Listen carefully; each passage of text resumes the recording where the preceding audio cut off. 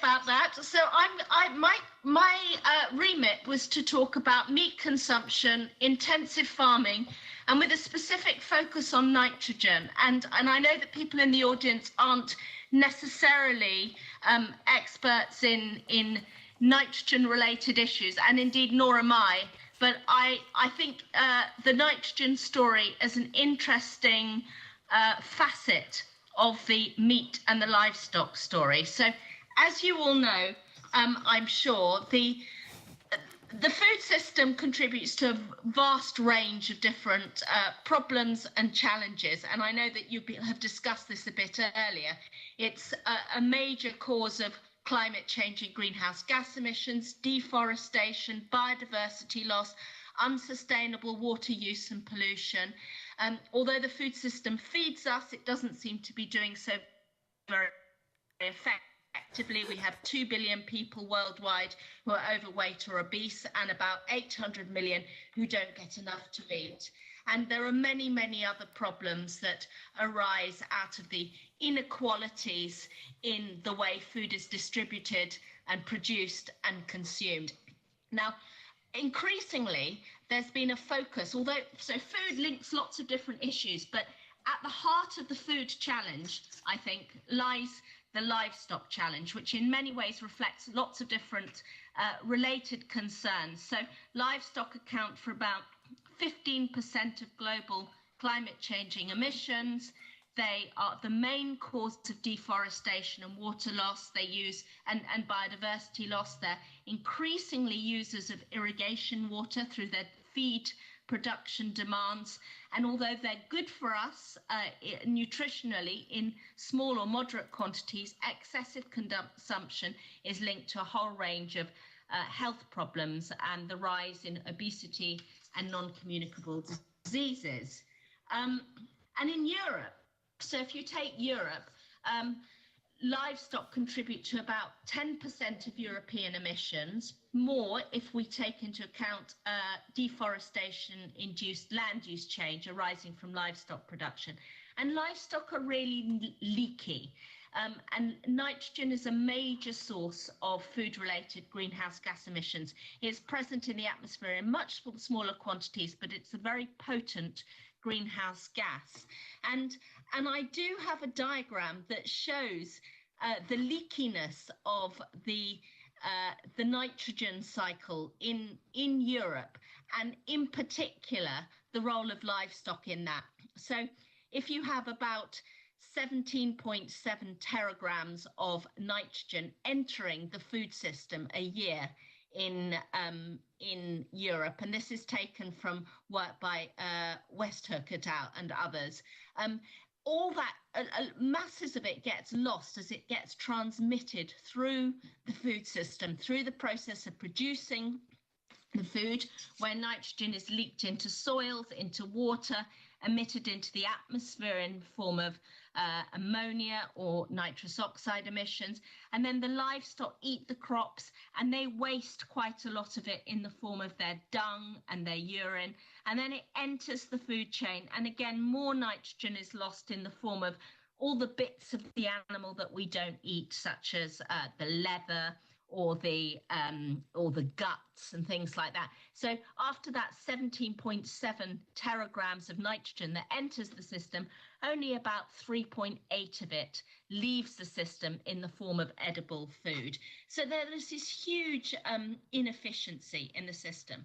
And when you compare plant and livestock related products, you'll find a massive inequality because livestock eat crops and then we eat the livestock, as compared with us eating the crops directly. That nitrogen, which ultimately is the building block of protein that we need for good nutrition, a lot of it is lost during the additional stage in the journey by converting plant products to animal products and then into the meat and milk that we then consume.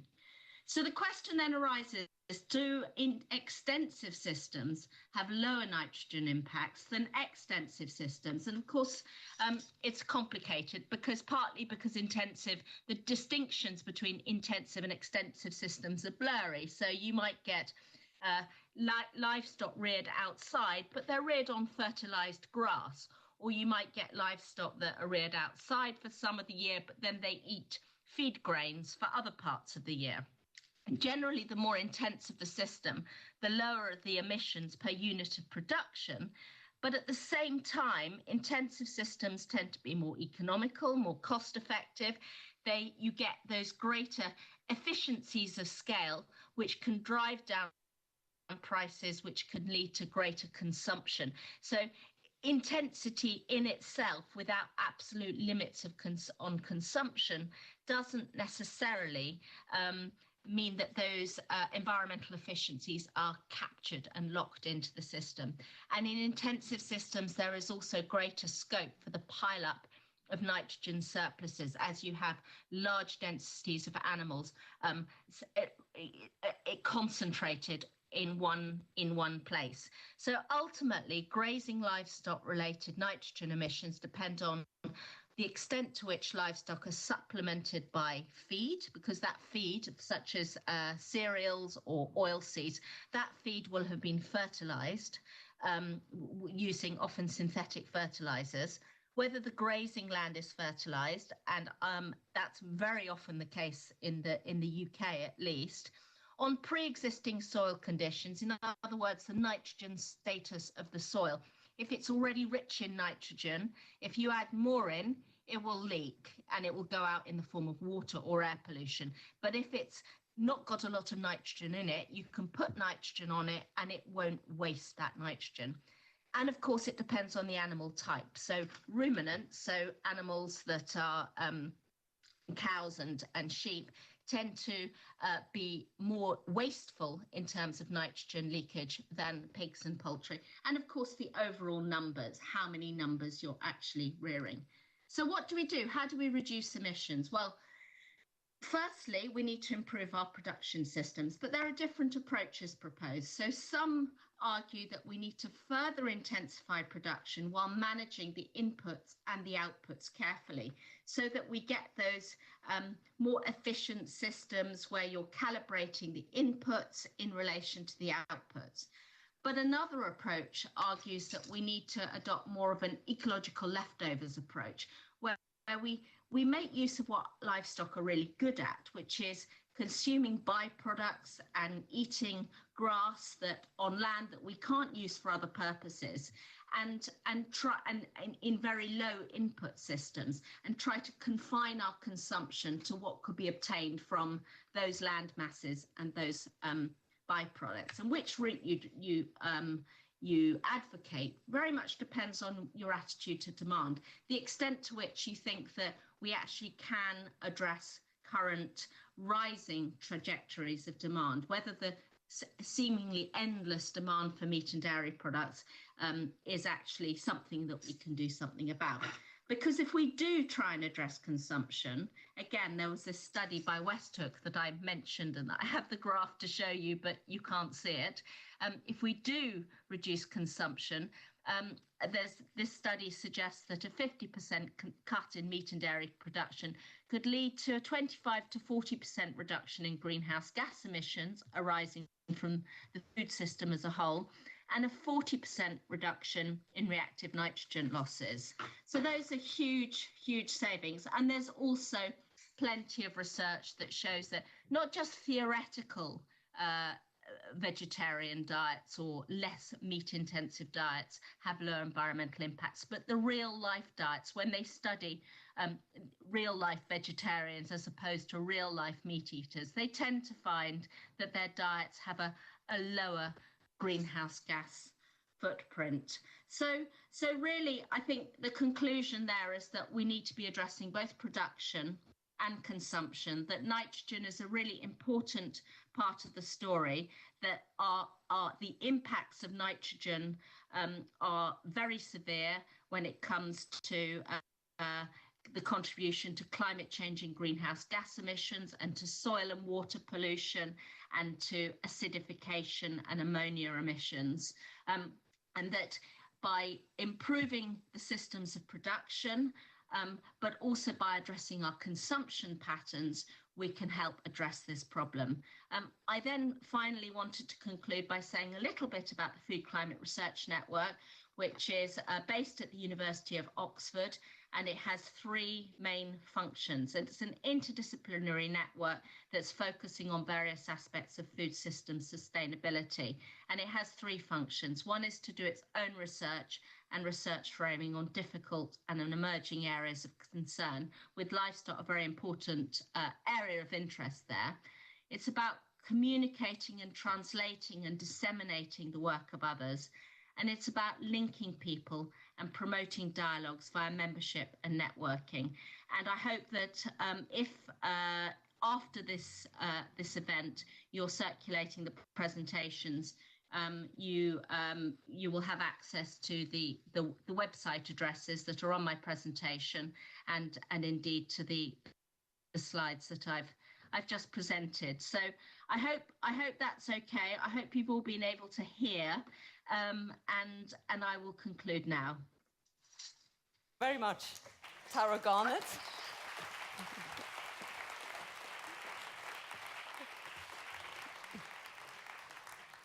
That was an interesting experience. Perhaps there are some questions from the floor. Let's see and hear. Is there somebody who wants to ask a question? You can express yourself also in German or French. It will be translated. Nobody? Out there, somebody?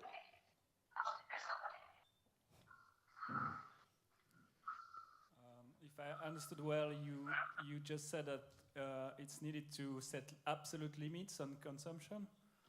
How do you think this is possible politically? Do you have any scheme in your mind thinking about, like, I know in Great Britain you have these tradable energy quotas, for example, or anything. Hello, can you hear me again? Yes, we can.